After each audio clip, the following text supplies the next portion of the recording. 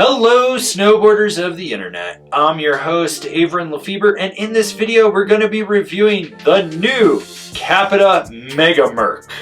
This board features Capita's Resort V2 profile, which is camber to outside the insert, and then it's rocker to the tip of the tail. Basically, it's cam rocker. That's what you need to know.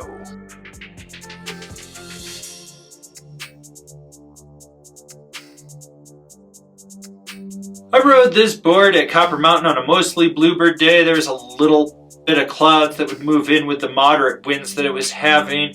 You had firm, fresh to creamy groomers with warmer temps. There was like a light dusting of snow on top of that. You had some ice, chunder, death cookies in spots. It was pretty much like early spring conditions, and I rode it with my Rome Black Label bindings and my K2 Thraxis boots. The overall flex of this board comes in at just past a middle of the road all mountain freestyle. What you do have is softer tips that are accentuated due to that rocker zone, and then it stiffens up right where that camber section comes down through the middle with a little bit of torsional flex, but it's not overwhelming. You don't overpower it. Now, this board is very reactive, and you notice that it has a lot of kinetic energy in it, which makes it very lively. So you will get some chatter in the tips, and it does slightly resonate underfoot, but overall the core profiling does a fairly good job of dampening that out. When you get into really choppy, chundery, lumpy terrain, keep your knees bent because you can get bucked around. Like I said, it's very reactive. It's got a kinetic energy to it, which changes the ride of it. You kind of just have to understand that it can get a little twitchy on you. As I already mentioned, this board's highly reactive. So what that means is when you load the camber section up, it wants to spring back. It wants to just react instantaneously. This board has a ton of snap, and it takes little effort to load up that camber zone. So once you do, then it hits that rocker section and it creates a springboard off the tail. This board will boost. Side hits, cat track gaps, rollers, you're launching it to the moon. It doesn't matter. And when it comes to jumps, it's the same thing. This board wants to get in the air. Small, medium, large features, don't hesitate with any of them. This board will pop off the lip with ease and just get you in the air, taking you further, going a little bit higher and a little bit deeper. So what's nice about this board is that it's cam rocker, and you want to get your weight out over the nose or the tail and press into it. You don't have to really fight the board to get it to butter. You just got to give it a hard press and it will. And then that camber section, the middle of the board, takes over and gives you that snap to pop out. So if you're doing like a front side 180, landing on your nose, it'll be able to pop right back out, bring you back around. You'll be able to just, kind of do any butter variation you want. When it comes to jibbing, I like the fact that this does have camber between the feet.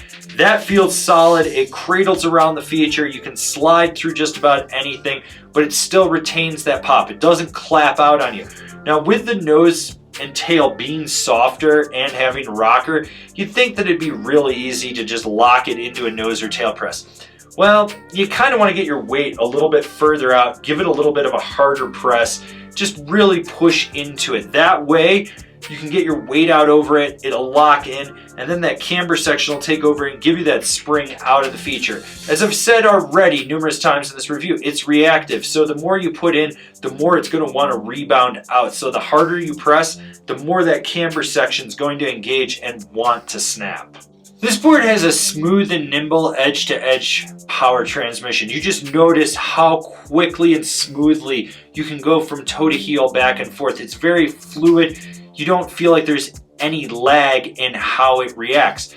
Now, what I do like about this board is that the camber section ends just outside the insert pack, and that gives you a little bit more playability to just steer underfoot to kind of change that angulation of the carve and whatnot. When you're driving this board, you drive it outside the front foot. You really push into it, and then you can steer it from inside that rear foot, flexing that center camber to just give you that power through the tail to push you out of a carve, to give you that slingshot power so that you can line up for the next transition in the carve. Overall, short, tight, quick carves, deep, hard carves, it doesn't matter. The side cut grips and rips on this board. You never really feel like it doesn't engage. You can lay a trench when you need to. Overall, It's got the power where you want to, but you don't feel like you're just throwing your weight into it for the sake of throwing your weight into it. It all has this nuance to it that just lets you carve. Who's this board for? The hard-charging all-mountain freestyle rider. The best way to sum up this board is it's an amalgamation of 3 Capita boards. So you got the Super DOA for the technology that goes into the shaping of the core, the profiling and whatnot. You got the ride of the black snowboard of death, and that's how this feels on edge, and it gives you that playfulness that the 2021 has, not the 2022, the 2021. And then it retains characteristics of the Mercury, their tried and true all-mountain freestyle board. You blend all 3 of those together, and basically you end up with a rad dad board for someone that's moved past the regular Mercury, but they're not quite ready to commit to the black snowboard of death. This board is a blast to ride. It's got power where you want to. It's reactive where you need it to be. It's got solid snap.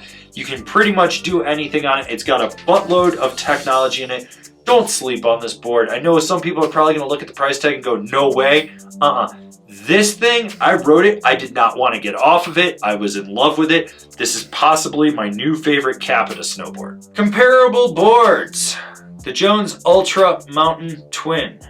The LibTech E-Jack Knife. The K2 Manifest Team. Binding recommendations. The Union Strata, the Rome Katana, the Burton Cartel. This has been my review of the new Capita Mega Merc. Do you agree? Do you disagree? Do you own one? Are you going to buy one?